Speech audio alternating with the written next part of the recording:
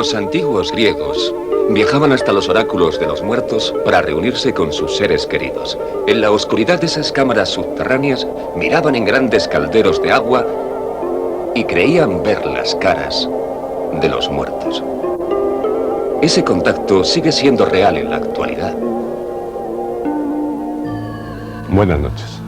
Pues parece que en el presente, como en el pasado, también se intenta la comunicación de los vivos con los muertos, o de los muertos con los vivos, y que hay gente que lo logra, principalmente gracias a la fuerza del cariño, esa fuerza que estos días está tan presente, puesto que recordamos a nuestros difuntos. Mi hijo enfermo de cáncer, me le dieron con un mes de vida, me lo traje del clínico y vivió un año. Ese año fue pues un año de mucho sufrimiento y un calvario tremendamente grande porque los dolores eran horrorosos. Le poníamos 12 inyecciones de morfina porque él no podía soportar los dolores, aunque su enfermedad la llevó con una resignación muy grande. Él jamás le oía un lamento, nada más que decía, papá, pínchame. Así hasta que llegó el día 14 de febrero, que a las 9 de la mañana entregó su alma a Dios a la misma hora en que él había venido al mundo.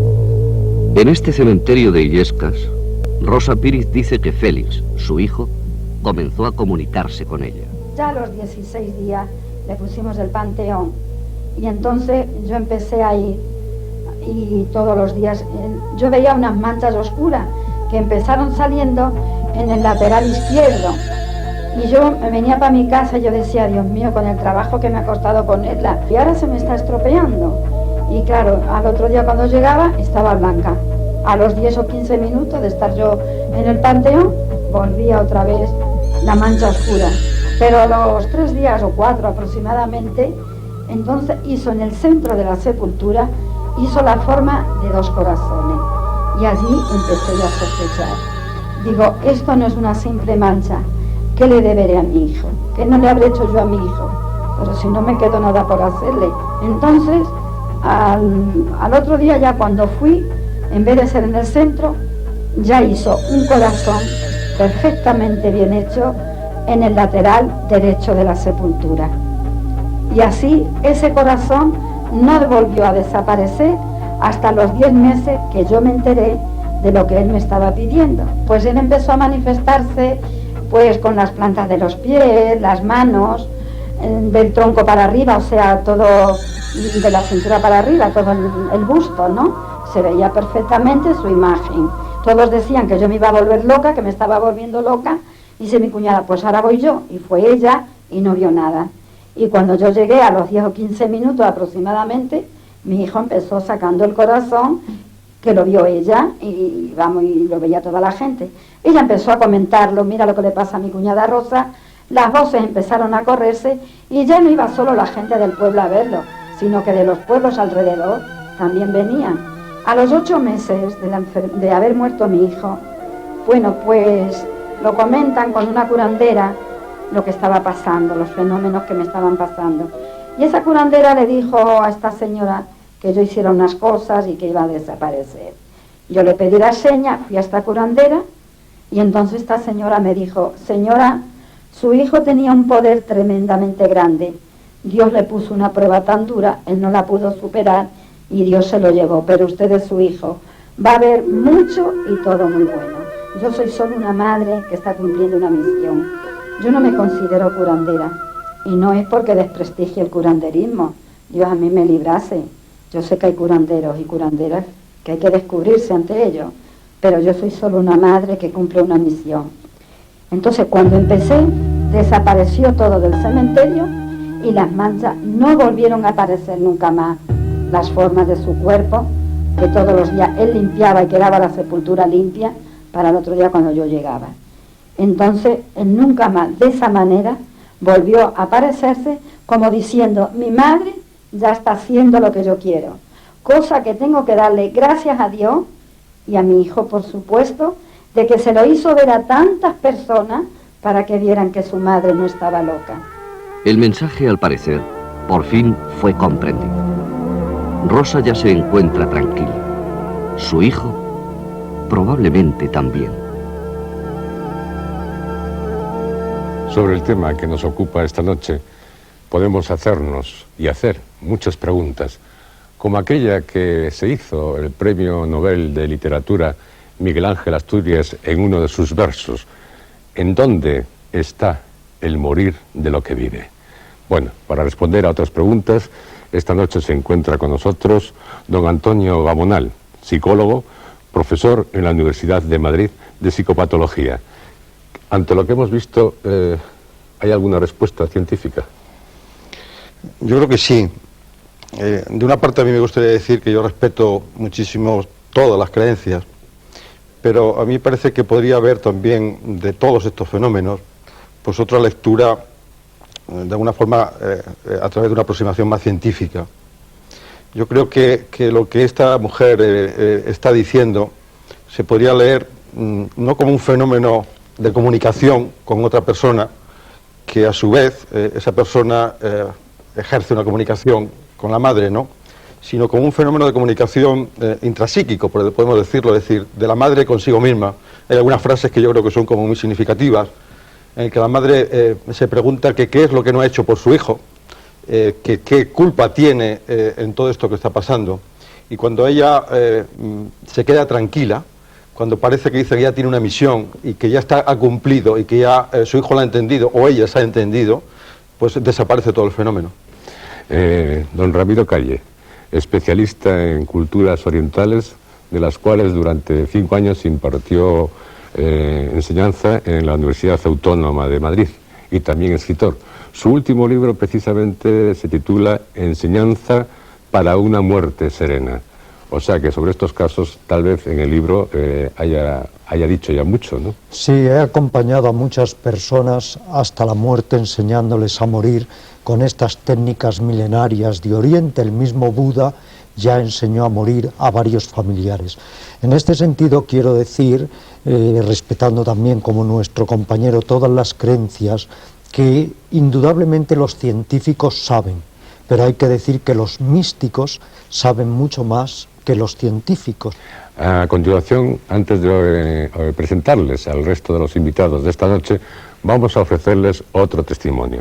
Un testimonio por el que el tema en que nos ocupa, aún en él nos adentramos más, mucho más en su misterio. Y cuando he vuelto a España me encuentro en el contestador una noticia que me ha hecho sentir muy mal, porque mi padre me decía llorando, gritando, sollozando muy fuerte: Regina, tu mamá ha muerto, tu mamá no está más entre nosotros. Regina dos Santos, conocida mujer brasileña afincada en España, nos narra con apasionamiento la experiencia que vive cerca de su lugar de residencia habitual en Playa de Haro. Bueno, la primera vez que empecé a sentir que mi madre estaba muy cerca mío, como había estado toda la vida, fue un día durmiendo aquí en la casa de Costa Brava. Sentía como una mano caliente sobre mi cabeza, sobre mi cara, como que una cosa que me inquietaba, que me hacía despertar. Entonces, en este momento de la noche me desperté y sentía como que una cosa me atrajera al jardín de mi casa, y allí veía una persona que era mi madre, vestida de blanco como solía vestirse siempre ella, con sus faldas largas, y me hablaba, y yo me empecé a emocionar, me puse a llorar. Desde aquel día, feliz para ella, cuando Regina desea llamar a su madre, se dirige a un determinado lugar de la playa. Ella siempre me decía: siempre que me quiera ver, diríjate al mar, en el rincón donde tú pones las velas, para que yo me sienta en paz, para que mi espíritu tenga luz. Y a partir de ahí, este rincón pasó a ser el lugar donde mi mamá, doña María Elena y Regina, se encuentran siempre que tengo ganas de hablar con ellos. Y yo creo en la reencarnación, pero mi madre no es una reencarnación. Mi madre es ella, que se aparece, que sale como emergida del mar, aquí en esta roca donde estoy sentada, y ella viene caminando como si flotara arriba del mar y se acerca a mí y me habla. Hija, yo la veo, yo la palpo, yo la toco. Ojalá Dios mediante ya pudiera aparecer en este momento para que toda España se dará cuenta lo que significa volver a sentir y tener el ser que uno más quiere en esta vida, que es mi madre. El cariño, el deseo, las diferentes culturas pueden incidir en estas apariciones. Nosotros siempre queremos festejar a la diosa del mar, a gran Iemanjá, que es esta diosa que emerge toda vestida de blanco también, que es una santa muy típica que sale de la macumba, del candomblé brasileño. La vela tiene significado para acercarse, para unir a la persona. Entonces es una forma de despedir a tu muerto, poner una vela de luz para que lo ilumine, para que se sienta tranquila. Regina dice ver con frecuencia a su madre, pero ¿son reales estas apariciones o son fruto de la imaginación? Cuando una cámara registra algo, o un vídeo, etcétera, etcétera, registra la presencia de algo, es que hay algo. No es fruto de la mente, ni de una ilusión, ni de una sugestión. Sinesio Darnell lleva muchos años investigando estos fenómenos de captación de sonidos e imágenes de personas ya muertas. Sí es cierto que aparecen rostros de personas que hace años que han fallecido, y eso puedo certificar. Lo que no puedo certificar es si realmente esos rostros son provocados por la persona fallecida. Yo investigo una cosa que me llama la curiosidad, como otros señores pues investigan arqueología y se acabó. Las teorías del profesor Darnell son contrastadas y discutidas esporádicamente por investigadores de otros países. Científicamente está demostrada que la evidencia existe, pero lo que no existe es la evidencia de 10 a 12 de la mañana y de 7 a 9 de la noche. Está comercializado. La evidencia es un fenómeno que existe, que ocurre cuando ocurre sin saber por qué. E indudablemente está comercializado mucho, se han cometido muchos abusos, han habido, siguen habiendo muchos profesionales de jugar con los sentimientos y la credibilidad de las personas, y es esa credibilidad de la persona la que hace que nazcan una serie de fantasmas no paranormales que se aprovechan de la credibilidad de las personas. Si la Iglesia aceptara la posibilidad de la existencia de estos fenómenos, probablemente la ciencia oficial se sumaría con más empeño a estas investigaciones. Y si yo le dijera a usted que el Vaticano tiene mejor laboratorio de parapsicología y que trabajan e investigan como los primeros, lo único que pasa es que da la sensación de que los resultados pues no se dicen. Fantasmas, el miedo a la muerte, alucinaciones. Los muertos se hacen visibles. Yo como hombre del laboratorio no puedo certificarlo. Si me dejara llevar de mi romanticismo, si me dejara llevar de mi ilusión, si me dejara llevar pues de teorías filosóficas, pues diría que sí, pero como hombre del laboratorio pues tengo todavía mi freno a admitir que realmente sean personas que están viviendo en otro estadio sin necesidad de cuerpo físico. Materia y energía son dos aspectos diferentes de una misma realidad, ¿no?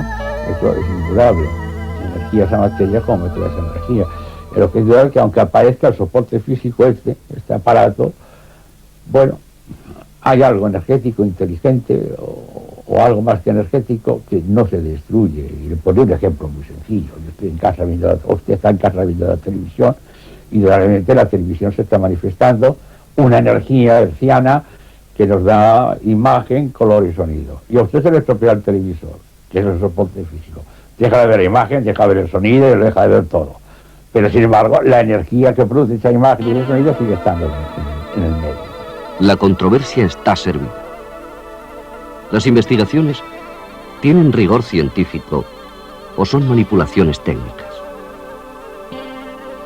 Las apariciones de seres queridos son reales o producto de la imaginación debido a la fuerza del cariño. Vamos a intentar obtener esta noche una respuesta a todas estas preguntas.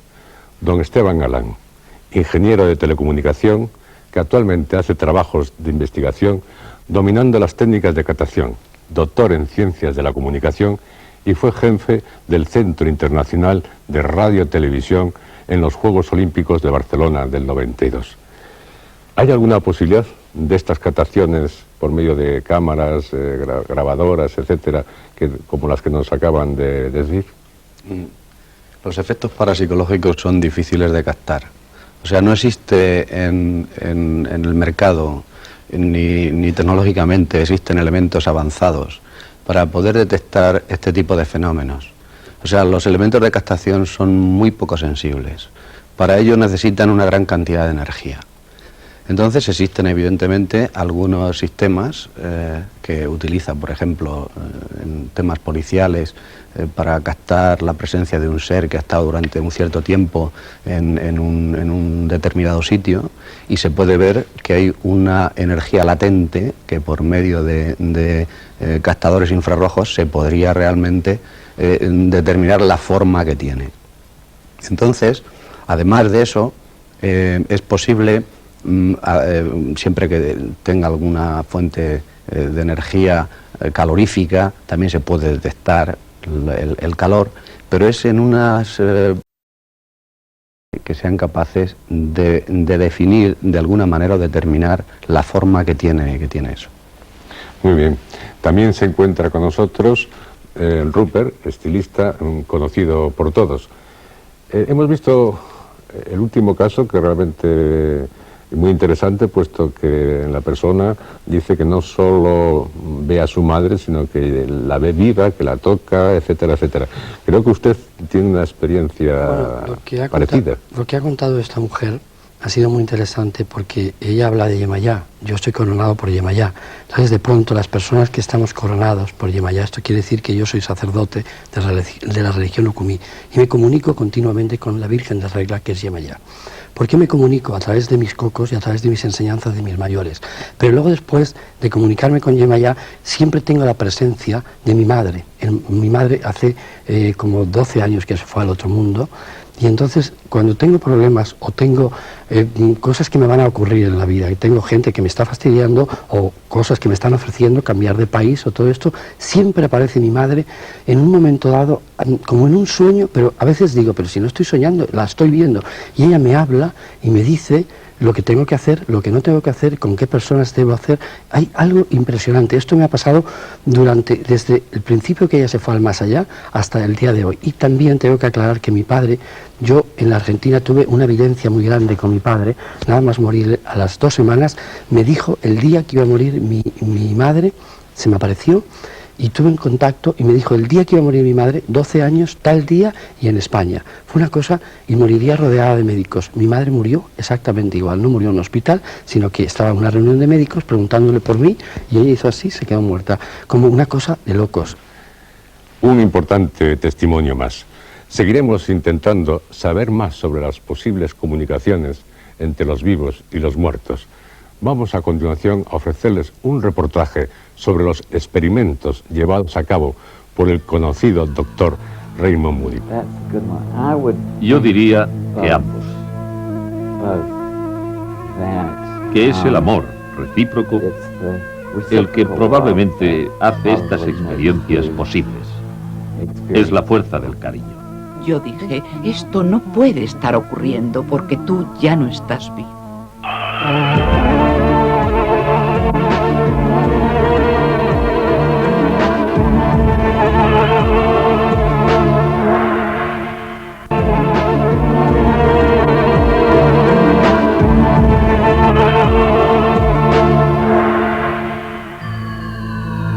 Un gran filósofo, Ernst Jünger, escribió que la vida es la que llama a la muerte, queriendo penetrar en un nuevo estado. Tal vez, añadimos, la muerte llame a la vida, igualmente queriendo penetrar en un nuevo estado.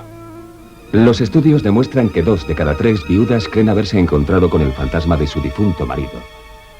¿Son reales estas apariciones o son visiones producidas por nuestro subconsciente? Es un fenómeno bastante común. Alguien se despierta por la noche y ve, digamos, al tío Harry. Lo interpretan como que han visto una aparición, un espíritu. Dura unos pocos segundos y luego desaparece, pero es una experiencia muy real y la persona está convencida de que ha visto una aparición. ¿Ha existido de verdad o es algo que hemos generado desde nuestro interior? Tenemos que descubrir qué está ocurriendo realmente a través de la experimentación.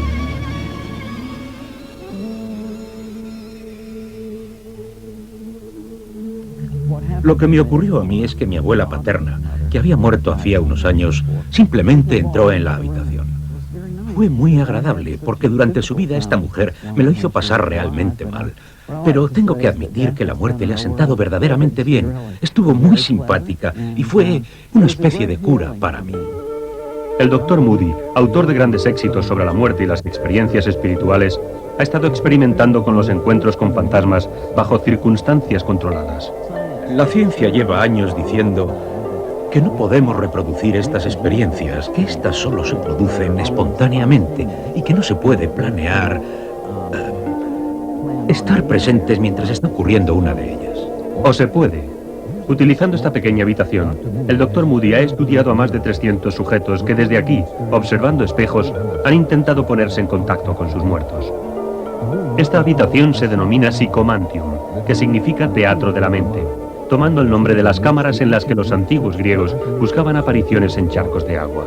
En un principio creía que solo un pequeño número de personas tendría la experiencia, pero la verdad es que ha sido extraordinario, hasta tal punto que he calculado que un 50% de los sujetos han tenido encuentros realmente sorprendentes, que ellos, bajo su punto de vista, interpretan como visiones de sus familiares fallecidos.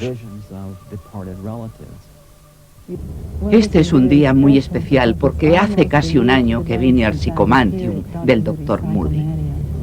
Pensé, estos experimentos son muy interesantes y me encantaría encontrarme con mi hijo. Carol Poole vuelve a ver al Dr. Moody un año después de que quisiera reunirse con su difunto hijo John en el Psychomantium. Él entró y fue algo natural. Yo no sentí que fuera nada fuera de lo normal. Era como si hubieran pasado solo unas pocas horas y no 3 años. Había un lazo de amor que era muy, muy fuerte. Y de hecho, desde que vengo al Psychomantium, estoy convencida de que la mejor manera de que vuelvan es volver a través de este lazo de amor. Yo dije, esto no puede estar ocurriendo porque tú ya no estás vivo. Y él no contestó nada, pero entonces me di cuenta de que era un juicio erróneo. Decir que él se había ido porque estaba allí, seguía aún vivo. Soy consciente de lo que la mayoría de la gente piensa de esto. Y si hace años me lo hubieran contado, me habría echado a reír. Pero ahora no. Recuerdo haber leído sobre el oráculo de los muertos y a Heródoto. Y el oráculo de la muerte era una institución en la que, supuestamente, las personas podían viajar para ver los espíritus de los fallecidos y hablar con ellos. Y al menos uno de los oráculos de los muertos, los restos de un enorme caldero de bronce, fue descubierto. El interior del caldero estaba muy pulido y luego lo llenaban de agua. Y yo creo que de verdad veían las apariciones en esa profundidad clarividente. Y creo que podemos aclarar algunas claves de la literatura, porque ahora resulta evidente que de eso trata la historia de Aladino, la aparición de espíritus de la profundidad clarividente. En el caso de la historia de Aladino, se trataba de una lámpara de bronce pulida. Es el mismo caso de la historia de Pandora. Pandora miró en las profundidades clarividentes de la caja, según nos cuentan, pero una pitos, una enorme jarra llena de aceite de oliva o vino, también servía para experimentar este fenómeno. Abraham Lincoln también tuvo una visión espontánea con espejos en la noche que fue elegido para la presidencia. Miró a un espejo que había en la pared, y en la profundidad del espejo vio 2 imágenes de sí mismo, una como una persona muy vital y otra en la que aparecía demacrado y fantasmal, una imagen de sí mismo con la palidez de la muerte. Es como si en el momento de la muerte cambiáramos de canal, es como si nos abriéramos a una conciencia más amplia o a una frecuencia más amplia de conciencia. Sea lo que sea este fenómeno con el que nos hemos dado de bruces, ahora podemos contemplarlo de una manera más coherente y bajo circunstancias de observación más controladas, y puede que algunos de estos viejos acertijos sobre las apariciones, al menos unos pocos, queden resueltos. Vamos a estudiar estas así llamadas experiencias teniendo como referencia lo que ya sabemos acerca de cómo el cerebro se engaña a sí mismo. ¿Imaginación o realidad? ¿Qué es lo que muestra la imagen del espejo? Este antiguo misterio aún pervive. Pero a aquellos que anhelan ver el rostro o sentir el roce del ser querido que han perdido, lo que les importa es la experiencia de poder superarlo.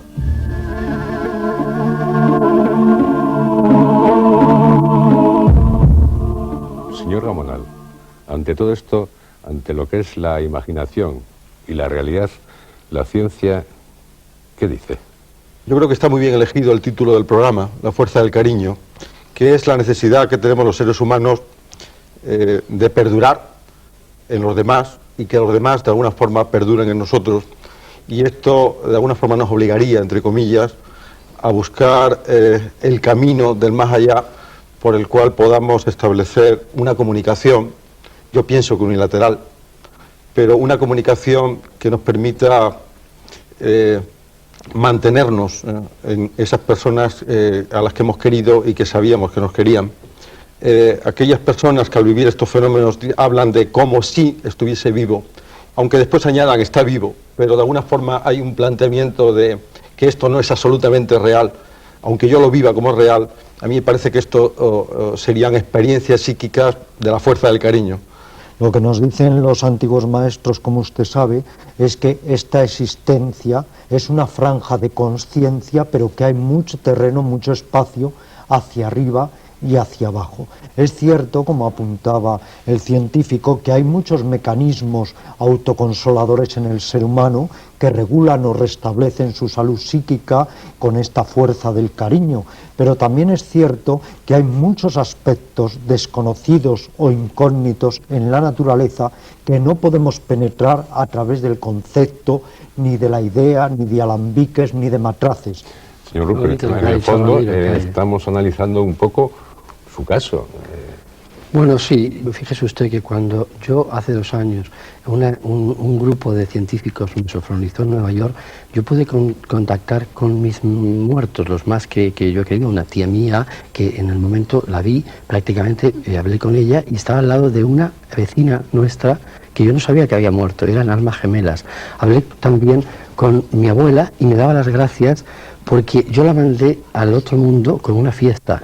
La maquillé, la pinté, la puse blanco, puse música, quiero decir, no le hice. En mi familia yo he tenido desde muy pequeño la idea de no mandar a las personas que se morían, mandarlas como la ceremonia que se hace, ¿no? Yo lo he hecho ya artísticamente, vestidas de blanco, con la cara maquillada, con música, sin llantos, sin todas esas historias. Entonces después, cuando me voy al más allá y hablo con ellos, lo primero que me dice mi abuela es que me da las gracias, porque dice que ella que no sabe lo que yo he hecho con eso. También tuve contactos con muchísimas personas que han venido a mi peluquería, que han sido clientes mías, que me he querido comunicar, han sido personas queridas mías, ¿me comprenden? Pues también tenemos otro testimonio, igual que el suyo, de doña Carmen Cervera, baronesa von Thyssen, que trata sobre lo mismo.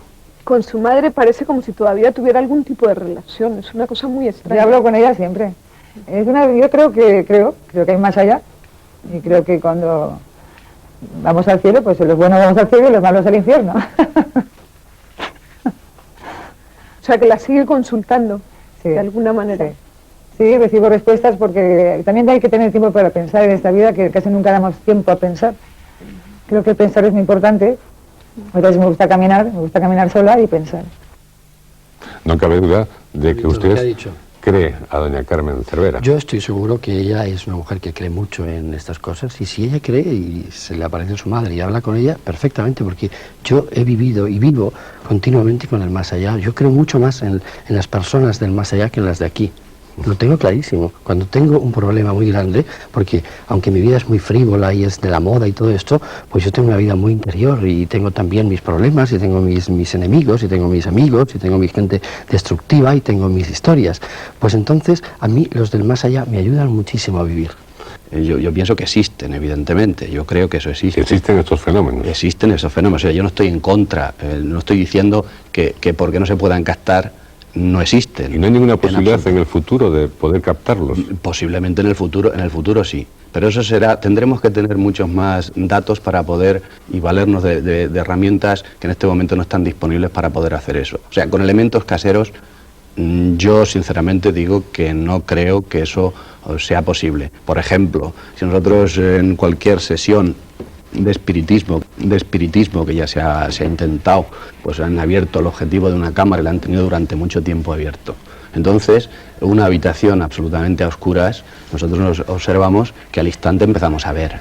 Entonces, lo que capta la cámara son reflejos de luz que luego tienen unas formas que la fuerza del cariño es la que puede hacer realmente que tome se haga para nosotros una imagen que sea válida para nosotros o que se asemeje a algo que nosotros conocemos o hemos conocido. Y por esos medios, digamos, tecnológicos, ¿no? Pero espiritualmente, ¿se puede alcanzar una verdad sobre esto? Si una persona es capaz de ir más allá de su ego, de su individualidad, puede comunicarse con lo transpersonal y con lo total, y puede vivir experiencias que nos están ahora vedadas y veladas precisamente porque estamos todos enganchados en la jaula de nuestro ego. Ir más allá de su ego. Este es el mensaje de los místicos y el mensaje de los científicos, porque una persona que crea que tiene el contacto con una persona querida, fallecida, realmente tiene ese contacto. ¿Es real para ella? Psíquicamente sí. Para ella es una realidad psíquica lo que está viendo. ¿Y no deberíamos interpretar esa realidad bien como una verdad cierta para esa persona? El problema es la objetividad. Respecto a las demás. Respecto a la realidad claro. Y de los demás, que es el campo de la ciencia. Lo que ocurre es que a mí se me ocurre decir que yo no entiendo por qué todo este campo de conocimiento tiene que ser validado por la ciencia. ¿Por qué el empeño de que aparezcan instrumentos, maquinarias, que de alguna forma objetivicen todos estos fenómenos? A mí me parece que el campo de la fe tiene unos espacios que la razón nunca va a alcanzar y que son esferas distintas, por decirlo de alguna manera, de la realidad. Dejemos a la fe que crea y dejemos a la ciencia que trabaje en los hechos, en los datos, en la objetividad. Tratar de casar estos campos a lo mejor es un imposible.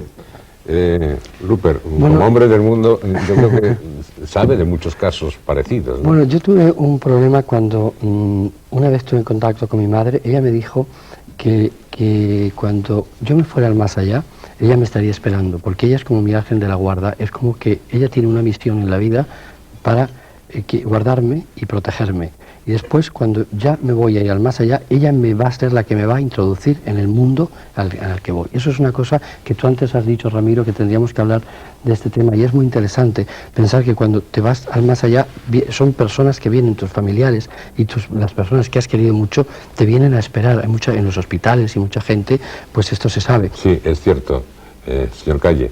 Pero creo que, tal como indica en su última obra, a la hora de morir, algunos dicen que han tenido esa experiencia, claro, después nos han muerto, pues no lo han contado, pero como si vinieran a buscarles seres queridos.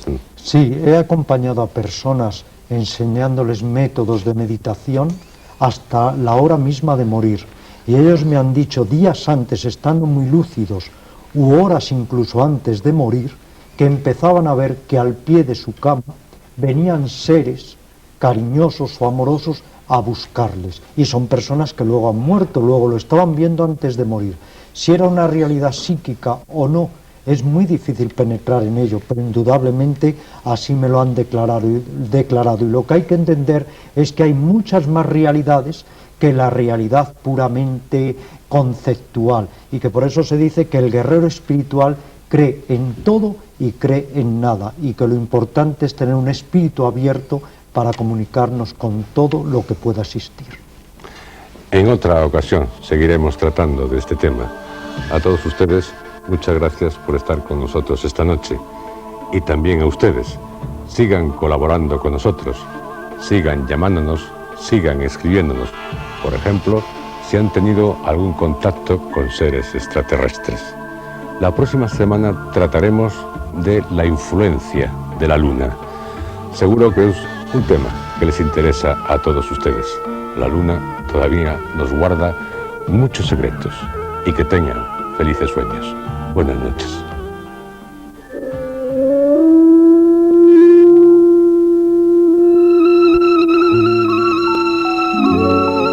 Es evidente que en todas y cada una de las fechas predomina una determinada luna. Pero aunque nuestro conocimiento de la Luna ha aumentado, el misterio persiste.